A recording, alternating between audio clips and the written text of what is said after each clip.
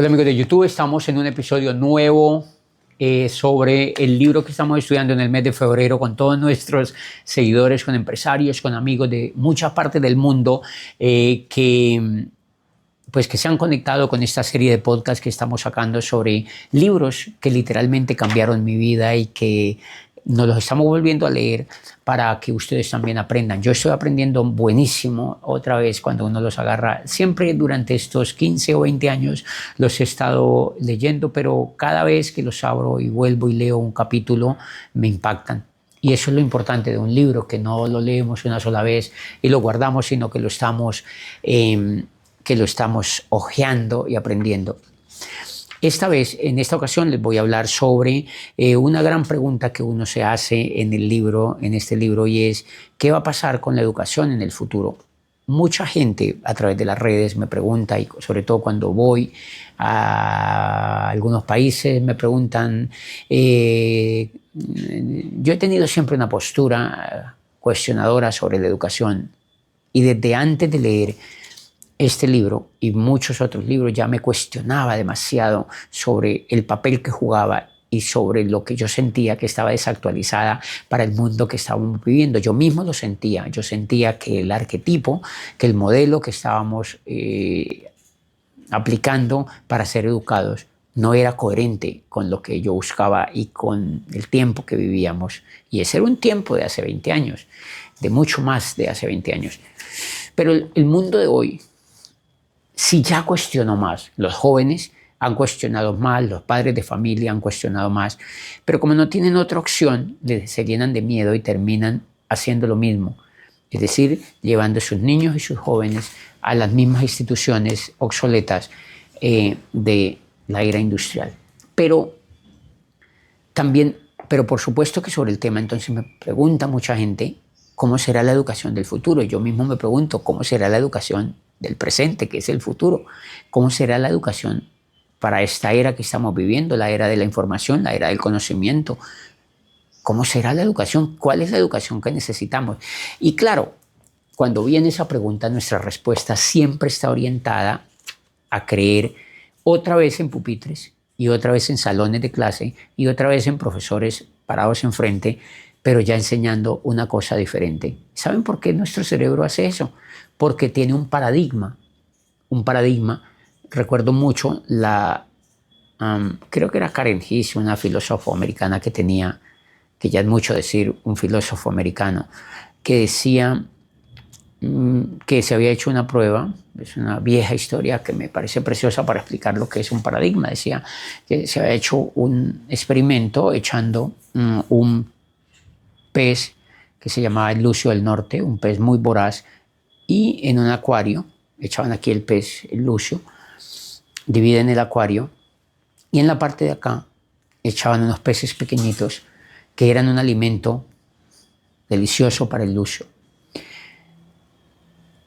El pez empezaba a querer tragárselos porque él no advierte que hay un vidrio, porque se confunde obviamente con el agua, y entonces el pez se choca, se estrella, se hiere, y de un tiempo el experimento ve cómo el pez, cuando él ve que es imposible franquear la barrera, se devuelve. El experimentador saca el vidrio de la mitad.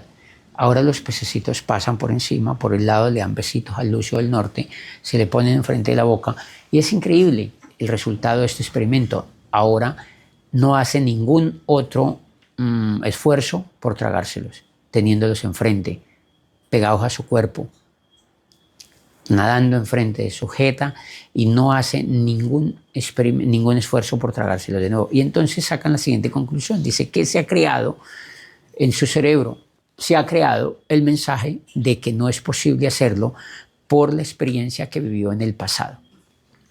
Y eso es lo que nos pasa a los seres humanos para no cambiar. Exactamente eso es lo que nos pasa a los seres humanos, a todos los seres humanos, que nos impide cambiar a la velocidad que quisiéramos. Estamos presos de los paradigmas, literalmente estamos presos de los paradigmas.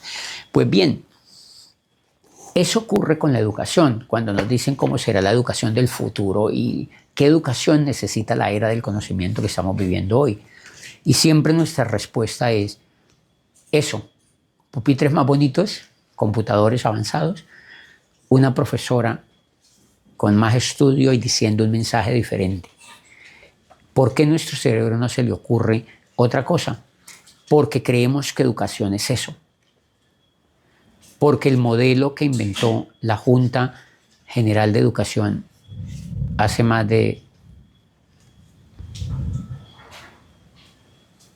tanto tiempo, creemos que así debe ser la educación, pero no.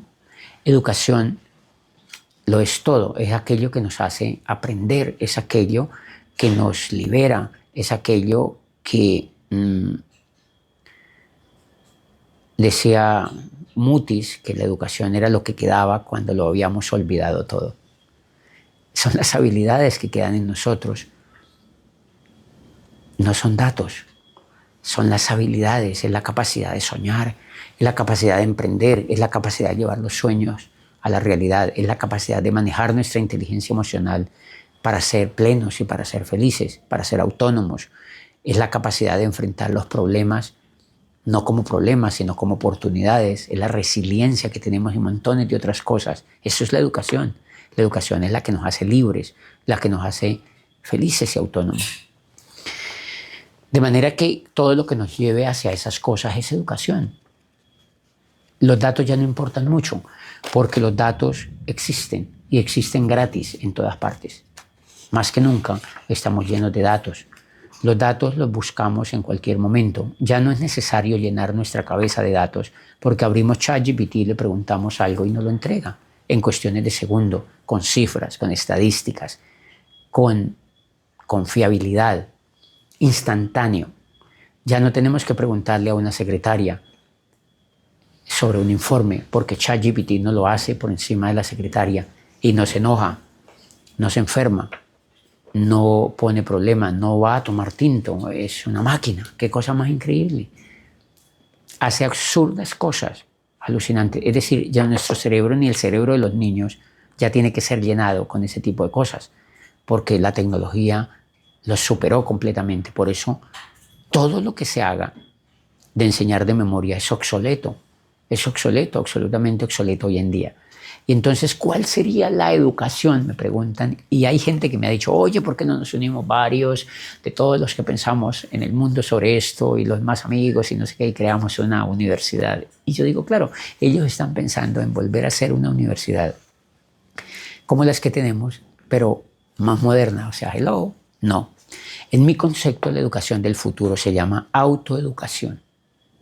Y para la muestra un botón, lo que ha ocurrido con mi propia vida ha sido autoeducación. Es más, la autoeducación que yo adquirí después de que empecé a meterme en la etapa de ser empresario y de ser emprendedor y de soñar de alguna manera distinta, es la que hoy uso y es la que superó la educación tradicional. Por eso yo no digo que la educación tradicional fue mala, fue buena en su momento, para lo que yo tenía en mi pensamiento, para lo que yo tenía en mi mente, para las aspiraciones que tenía en ese momento. Pero después de que cambié mi forma de pensar, ya no fue útil. Y la reemplacé y punto. Me reinventé, me transformé, me cambié y me transformé con la autoeducación. En mi concepto, entonces, la educación del futuro es eso, es autoeducación. Es descubrir quiénes somos, que los niños les ayuden a descubrir sus sueños que quieren en la vida. Los padres deberían invertir la mayor parte del tiempo con los seres que más aman, que son sus hijos, ayudándoles a descubrir el juguete, aquello que los hace felices, sea cual sea. Porque la tendencia de todos los padres, de la gran mayoría de padres, o quizá de todos, es que los hijos hagan lo que ellos quieren. Pero hay hijos que van a ser bailarines y violinistas y pintores y escritores y youtubers. Y hay hijos que se van a dedicar seguramente a cosas que a ustedes no les va a hacer gracia. Y eso es un reto hoy en día. Pero si ustedes aman a sus hijos y a las personas que tienen que responder por ellas, pues los dejan elegir. Y una vez la persona elija algo que lo hace feliz y pleno, sobre todo algo que lo conecte con su pasión y con su fuerza y con su centro, pues van a tener personas muy felices y esa persona va a autoeducarse. Y creo que hoy más que nunca, esa autoeducación que vamos a tener como la herramienta más increíble en el futuro, es eso, autoeducación. Es decir, son personas que logran descubrir qué quieren en la vida y van por la información, van por el conocimiento. Hoy es muy posible ya asociarse virtual, real y de montones de maneras con personas exitosas, que es la otra parte del juego. Creo que no hay elemento más fundamental en la educación y es aprender de personas que tienen el resultado. Es demasiado importante aprender de personas que tienen el resultado. Entonces yo creo que la educación del futuro y la educación del presente tiene que ser autoeducación basada en haber encontrado el centro y el ardor de la vida, apoyada por personas que tienen los resultados. Después de que exista esto, vamos a tener literalmente personas con una estatura absurda en el éxito. Y creo que esta etapa que estamos viviendo en la humanidad, pues nos va a mostrar verdaderos milagros en todas las industrias, en todos los haceres de la vida. A mí, leyendo la biografía de Elon Musk, nos damos cuenta que los resultados, gran parte de los resultados que este ser humano brillante tiene, se debe a la autoeducación. Pasó miles de horas metidos en bibliotecas, auscultando libros, y creo que la educación formal que tuvo, la verdad, no la muestran como definitiva. Lo que muestran como definitivo es el haber descubierto la pasión por soñar, por crear, por innovar y el haber dedicado miles de horas a la autoeducación. Montones de horas a la autoeducación. Montones de horas a la autoeducación y a la introspección y al encontrarse con su propio ser para literalmente dejar al mundo con la boca abierta con sus resultados. Y creo que eso lo vamos a lograr y lo estamos logrando porque hay, pues por supuesto que hay mucho genio que está fuera de la educación tradicional y que cada vez vamos a ver muchísima gente que, por supuesto, sin necesidad de ir a la educación tradicional, va a ser envidiada y necesitada precisamente para que enseñe a otros, pero todo está en ronda o rondando a través de autoeducación, de descubrir quiénes somos, para qué nacimos y qué es lo que queremos hacer en este mundo, basados en la asociación con personas que tienen éxito perdurable y éxitos dignos de emular, pero en general éxitos que conecten con lo que nosotros buscamos y con lo que nosotros queremos. Y todavía recuerdo muchísimo algo que me impactó antes de conocer todos estos libros, de cómo los florentinos en el siglo XIV y XV tenían una educación absurdamente deslumbrante. Y era que los jóvenes, pues la aspiración de los jóvenes de la época no era ir a la universidad, pues porque no existía, primero que todo, como la conocemos hoy. Ni era fácil hacer un curso, ni un diplomado, ni cosas de esas. Eso no existía. Las ventas de títulos y el ir a la universidad por un título no era necesario. No era necesario porque empleo no existía, el empleo no existía. Lo que existía era, de alguna manera, crear cosas. Y los florentinos lo entendieron muy bien. Y en el taller de Verrocchio se reunían los escultores, pintores y escultores, artistas, jóvenes, viendo a sus maestros haciendo sus más grandes obras. Y eso los inspiraba. Pero ¿saben una cosa? dicen que no era tan tierno como nosotros lo vemos, porque la competitividad, ni siquiera la competitividad, la competencia era feroz. Era feroz. Los mediocres no tenían derecho ni a tocar el pincel.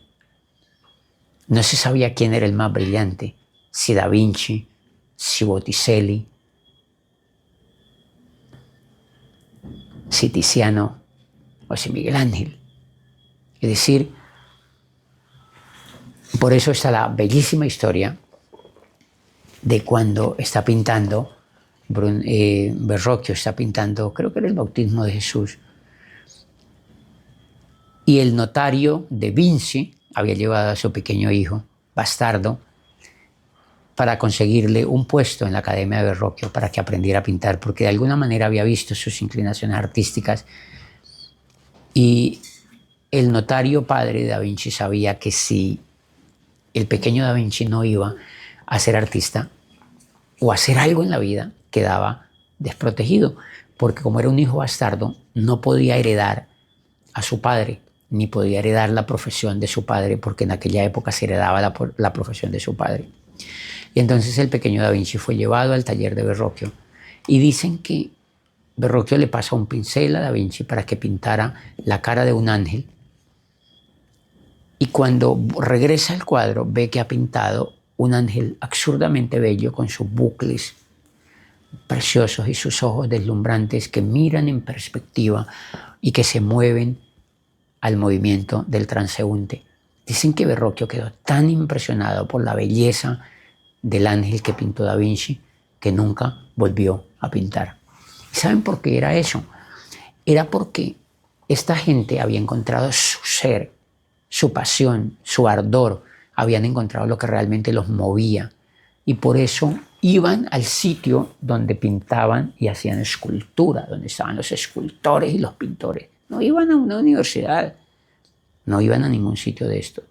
Y dicen que era feroz la competencia, porque cuando los Medici llegaban, cuando Lorenzo llegaba a juzgar las obras, todos se peleaban porque Lorenzo viera las obras, porque si Lorenzo compraba las obras, se volvían famosos, y Lorenzo literalmente los adoptaba y los patrocinaba.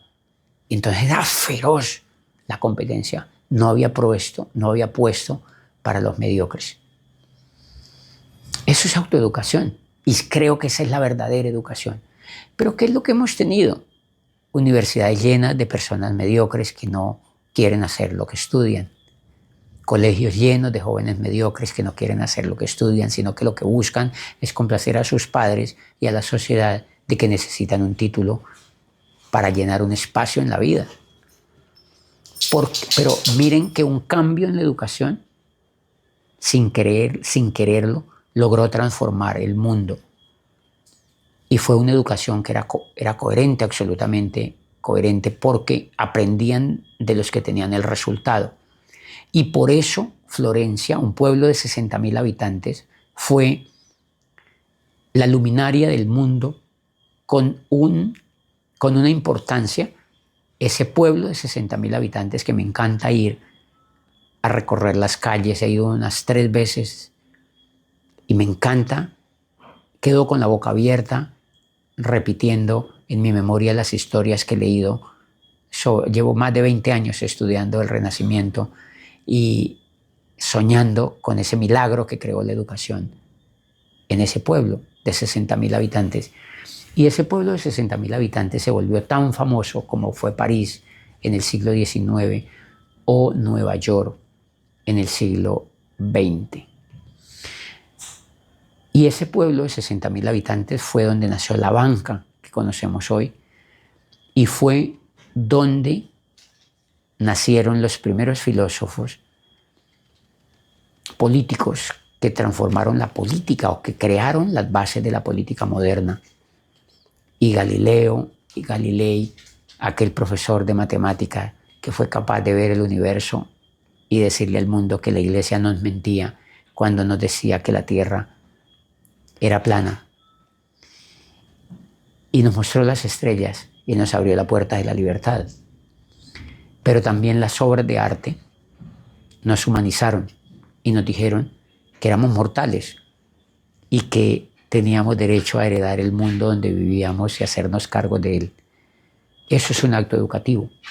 Eso es el valor de la autoeducación. Creo que ese ejemplo nos complace con soñar la educación que queremos para el mundo que vivimos hoy, para el mundo futuro. Nos lo cuenta la educación del Renacimiento. Ya hace 500 años la ejecutaron y fue capaz de cambiar el mundo.